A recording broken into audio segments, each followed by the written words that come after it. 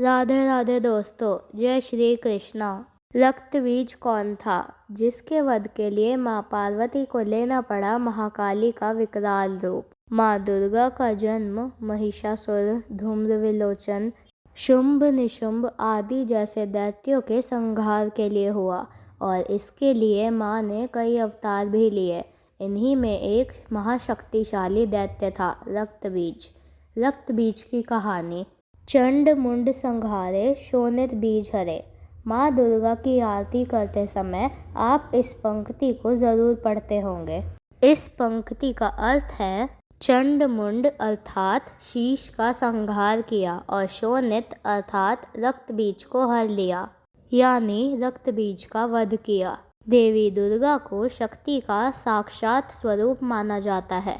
माता रानी अपने भक्तों पर दया दृष्टि रखती है, लेकिन दुष्ट और दुराचारियों का विध्वंस भी करती है। महिषासुर अति बलशाली दैत्य था जिसका संहार देवता भी नहीं कर सके, इसलिए देवी दुर्गा का जन्म हुआ।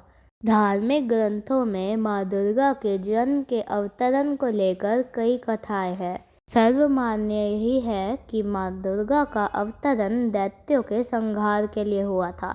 नवरात्रि में हम नव दुर्गा यानी माँ दुर्गा के 9 अवतारों की पूजा करते हैं, लेकिन जब दैत्यों के संहार के लिए माँ दुर्गा का जन्म हो चुका था तो फिर क्यों माँ दुर्गा को कई अवतार लेने पड़े? आइए जानते हैं कि दैत्यों के संहार के लिए माँ दुर्गा ने कई अवतार क्यों लिए। महिषासुर, धूम्रविलोचन, शुंभ निशुंभ आदि ये सभी दैत्य हैं जिनके वध के लिए माँ दुर्गा ने अलग अलग अवतार लिए। इन सभी दैत्यों में रक्तबीज सबसे बलशाली दैत्य था जिसका वध करना देवताओं के लिए भी आसान नहीं था। दुर्गा सप्तशती के 8वें अध्याय और मार्कंडे पुराण में रक्तबीज के बारे में विस्तार पूर्वक बताया गया है। रक्तबीज कैसे बना बलशाली कि देवता भी नहीं कर पाए उसका वध। जहाँ गिरती उसके रक्त की बूंद वहाँ पैदा हो जाता था एक असुर। कैसे माँ दुर्गा ने किया उसका संहार। रक्तबीज ने अपने कठोर तप से शिवजी को प्रसन्न कर उनसे वरदान प्राप्त किया था कि जहाँ जहाँ उसके रक्त की बूंदें गिरेंगी उससे उसी की तरह एक नया रक्तबीज पैदा हो जाएगा। इसलिए युद्ध में जब भी देवता उस पर प्रहार करते उसकी रक्त की बूंदों से नए रक्तबीज दैत्य का जन्म हो जाता। इसलिए सभी देवता मिलकर भी उसका अंत नहीं कर सके और धीरे धीरे रक्तबीज का दुराचार बढ़ने लगा। रक्तबीज के माता पिता कौन थे? पौराणिक धार्मिक कथाओं के अनुसार महर्षि कश्यप और दिति के गर्भ से रक्तबीज उत्पन्न हुआ था। कहा जाता है कि पूर्व जन्म में रक्तबीज असुर सम्राट रंभ था। एक बार सम्राट रंभ तपस्या में लीन था, तभी इंद्र ने उसे छल पूर्वक मार दिया। इस तरह से रक्तबीज के रूप में ही सम्राट रंभ का पुनर्जन्म हुआ। उसने फिर से घोर तपस्या की और वरदान प्राप्त किया कि उसके शरीर की एक बूंद भी धरती पर गिरे तो उससे नया रक्तबीज उत्पन्न हो जाए। धार्मिक मान्यताओं के अनुसार आज से लाखों वर्ष पूर्व रक्तबीज नाम का एक दैत्य था जो बहुत शक्तिशाली था। कैसे हुआ रक्तबीज का अंत? ओम जयंती मंगला काली भद्रकाली कपालिनी दुर्गा क्षमा शिवा धात्री स्वाहा स्वधा नमोस्तुते। इस मंत्र का अर्थ है जो अपने भक्तों को जन्म मरण आदि संसार के बंधन से दूर करती है। उन मोक्षदायिनी मंगल देवी का नाम मंगला है और जो प्रलय काल में संपूर्ण सृष्टि को अपना ग्रास बना ले वह माँ महाकाली है। बहुत समय पहले शुंभ और निशुंभ के नेतृत्व में देवता और राक्षस एक भयंकर युद्ध में लगे हुए थे। देवराज इंद्र की सेना शुंभ और निशुंभ की शक्तिशाली सेनाओं से हार गई थी। शुंभ और निशुंभ ने सभी देवताओं की शक्तियां छीन ली और पूरे ब्रह्मांड पर शासन करना शुरू कर दिया। पराजित और अपमानित देवता कैलाश पर्वत पर गए और माता पार्वती से मदद की गुहार लगाई। देवताओं के अधिकारों की रक्षा के लिए माता पार्वती ने आकर्षक देवी अंबिका का रूप धारण किया और शुंभ और निशुंभ की सेना के साथ लगातार युद्ध किया। रक्त बीज नाम का एक क्रूर राक्षस इस सेना का एक सेनापति था। रक्त बीज के संहार के लिए ही माँ दुर्गा का अवतरण हुआ। माँ दुर्गा और रक्त बीज के बीच युद्ध हुआ।